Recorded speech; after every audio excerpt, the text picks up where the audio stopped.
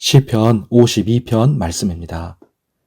포악한 자여, 네가 어찌하여 악한 계획을 스스로 자랑하는가? 하나님의 인자하심은 항상 있도다. 내 혀가 심한 악을 꾀하여 날카로운 삭도같이 간사를 행하는도다. 내가 선보다 악을 사랑하며 의를 말함보다 거짓을 사랑하는도다. 간사한 혀여, 너는 남을 해치는 모든 말을 좋아하는도다. 그런즉 하나님이 영원히 너를 멸하시며 너를 붙잡아 내 장막에서 뽑아내며 살아있는 땅에서 내 뿌리를 빼시리로다.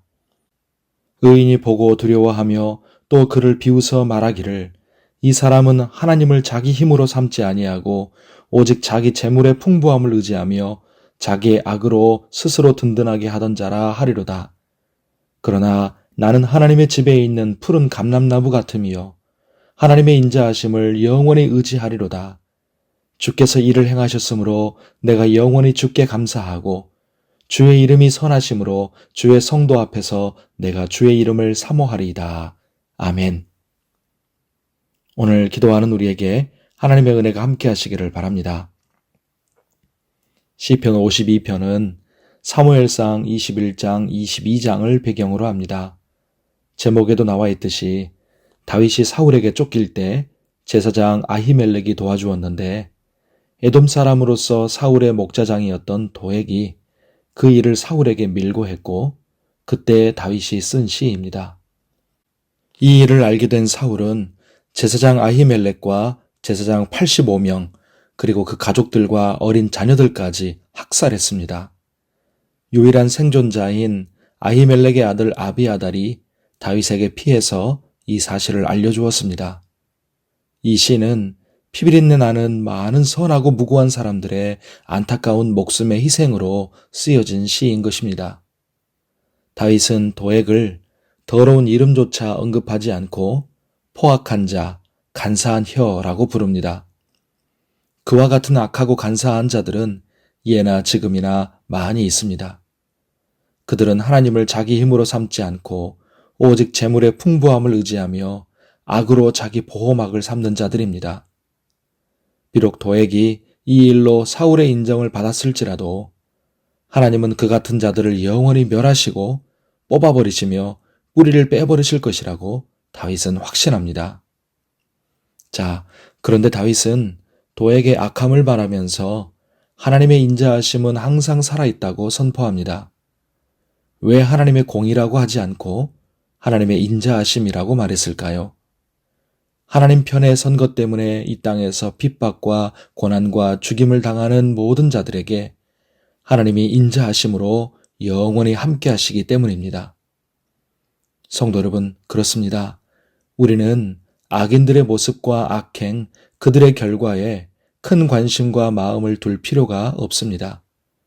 하나님의 관심과 마음은 악인들보다는 선하게 살면서 고난당하는 자기 백성에게 더 향해 있기 때문입니다.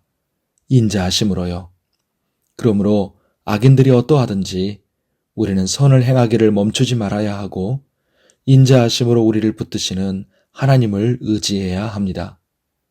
성도들의 이름은 생명책과 천국 기둥에 영광스럽게 기록될 것이지만 악인들은 하나님이 뽑아내버리시고 그들의 더러운 이름조차 부르시지 않고 세상에서 잊혀지게 만드십니다.